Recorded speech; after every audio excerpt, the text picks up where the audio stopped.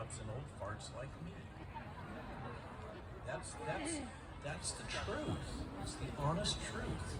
That's the scientific truth. Okay? So I'm speaking from the heart to you. Please hear me. You do not need to be afraid. Okay? Be brave. It's going to be okay.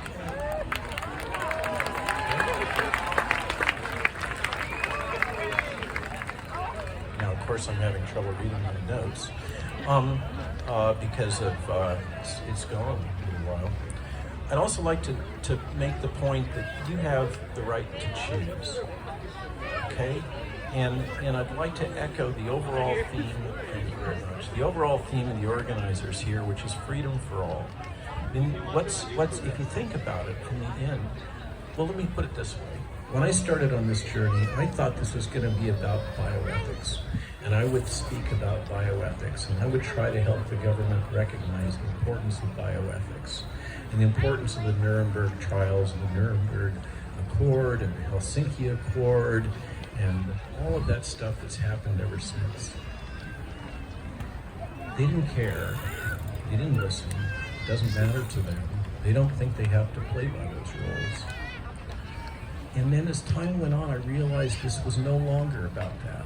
And it wasn't about the vaccine. And it wasn't about the virus. It was about liberty. It was about freedom to choose. It was about the rights of individuals as opposed to the rights of the government to impose things in the name of the collective. I really, really strongly believe that it's your right to control what goes into your body. And this is not a radical idea. I mean, this is an idea that has been with us for decades. It's one of the things we settled after World War II. We agreed that this was going to be the rule in the West. And now suddenly there's this strange belief that it's okay to force people to take medical procedures and medical products, and even worse, to take experimental medical products. Even worse, to force our children to take experimental medical products. What is going on? This is just not right. Now, another thing that we've seen has to do with integrity.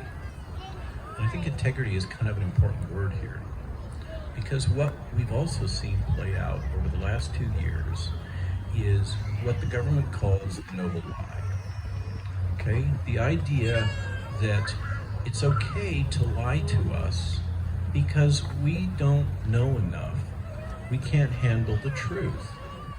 And this is what's justified all of the lying that's gone on. Again and again and again, coming from our government, where they tell us, wear the mask, don't wear the mask, wear the mask, the mask will save you, you must wear the mask. You know, they tell you, you will get to herd immunity if only 70% of you will take the vaccine. And then it's 80%, and then it's 90%. And then Dr. Fauci gets interviewed and he says, they ask him, well, how come you said 70% back then? He says, well, because I didn't think the public could handle the truth. Oh, you poor things. I mean, I'm a little tired of being treated like I'm 8 years old. I think we're all grown-ups. We can handle the truth. So stop lying to us and act with integrity.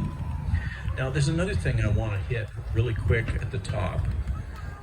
I really don't like conspiracy theories. I try hard to stay based in fact, but I'm forced into a position of recognizing that we're in the middle of information warfare. Like, I remember back a few years ago when we all heard about how bad things are for people in China, how bad it was that China was setting up to filter information coming through the internet, and that they wouldn't let people hear things over the internet that they didn't want them to hear, and they would block information, and they would attack people that said things on social media that they didn't like. You remember that? It was just a few years ago.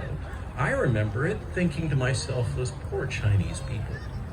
What an awful world to live in, to have this government do this to you. And here we are. Okay? And where do we go from there? Okay, the truth is that in China they have these social, programs now where you're rated in terms of your contribution to society, and you're given rights or have your rights removed to travel and to purchase things and to go on vacation, to travel to resort areas, to buy groceries. Are we going there? I don't know. But 2 or 3 years ago, I never thought we would see censorship in the United States. I never thought we would see overt propaganda pushed by the government through all of our social media and through the internet. Yet here we are. What comes next, I don't know. But I'm pretty sure that this is full-on information warfare like we've never seen. And I've been traveling all over the globe and speaking to people in countries all over the world. And the bizarre thing is that they're all experiencing the same thing. Their media is doing the same thing to them. Their media is hunting physicians that speak out, just like our media is doing it. I went to Rome and I participated in a conference. The conference focus was on early treatment for patients, things that can be done to save people's lives. We had this conference, and in the Italian press, I was labeled a terrorist for advocating for trying to save people's lives. That's what we've come to. Okay, so let's recognize where we really are. Now, in addition to being in the middle of information warfare, we're constantly bombarded by fear. And there's a recent poll out showing that a large fraction of the overall population believes that they're at extremely high risk for death or disease from this virus. I'm here to give you the truth. For most of you, the healthy ones, your healthy kids, the probability of hospitalization or death from this virus is a fraction of 1%. It's tiny. Yeah!